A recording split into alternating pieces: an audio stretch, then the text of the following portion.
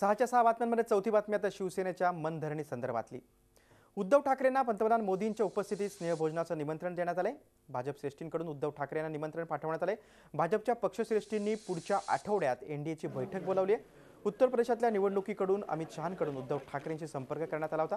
दोन्ही पक्षांमध्ये ताणल्या गेलेल्या संबंधांच्या पार्श्वभूमीवर एनडीए बैठकीच्या निमित्तानं हे निमंत्रण देण्यात आले।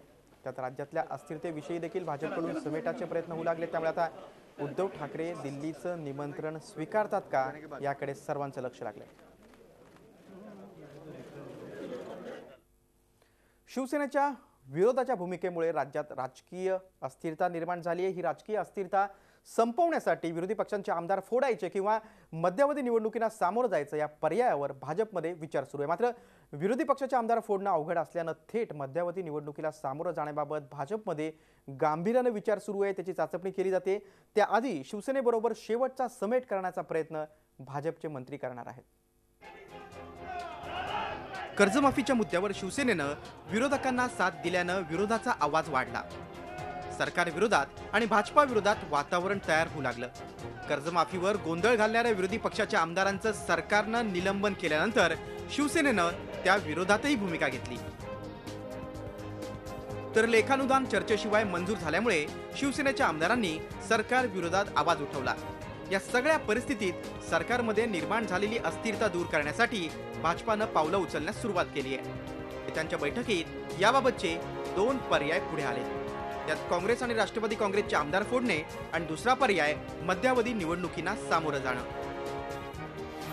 आमदार फोडणं अवघड, यातील पहिला पर्याय भाजपसाठी अवघड आणि जिकरीचा दिसतोय। कारण विरोधी पक्षाचे 25 आमदार फोडू असा भाजपनं दावा केलाय खरा, कारण आमदार फोडल्यानंतर होणारी पोटनिवडणूक सोपी असणार नाही। त्यातच भाजपानं आमदार फोडले तर काँग्रेस, राष्ट्रवादी काँग्रेस आणि शिवसेना मिळून भाजपानं फोडलेल्या आमदारांविरोधात पोटनिवडणुकीत एकच उमेदवार देण्याची रणनीती आखली जाते। असं झालं तर फुटलेले आमदार पुन्हा निवडून येणं अशक्य आहे। दुसरीकडे पोटनिवडणूक टाळण्यासाठी काँग्रेस आणि राष्ट्रवादी काँग्रेसचे 2/3 आमदार फोडायचे, पण हा आकडा 28च्या घरात जातोय। एका पक्षाचे एवढे आमदार फुटणं अशक्य आहे। मध्यावधीचा पर्याय, त्यामुळे भाजपमध्ये आता दुसऱ्या पर्यायाचा म्हणजे मध्यावधी निवडणुकीच्या पर्यायाचा विचार सुरू झालाय। या वर्षाच्या अखेरीस गुजरात विधानसभेची निवडणूक होते। त्याबरोबर राज्यातील निवडणूक घेण्याबाबत भाजप नेत्यांमध्ये चर्चा सुरू झाली आहे। जिल्हा परिषद निवडणुकीत भाजपला यश मिळाले, त्यानंतर उत्तर प्रदेशच्या निवडणुकीत भाजपनं घवघवीत यश मिळवले। मुख्यमंत्री देवेंद्र फडणवीस यांची स्वच्छ प्रतिमा या पार्श्वभूमीवर भाजप नेत्यांचा आत्मविश्वास प्रचंड वाढलाय। याशिवाय भाजपनं राज्यात सर्वे केला असून राज्यात अनुकूल स्थिती असल्याचा दावाही केला जातोय।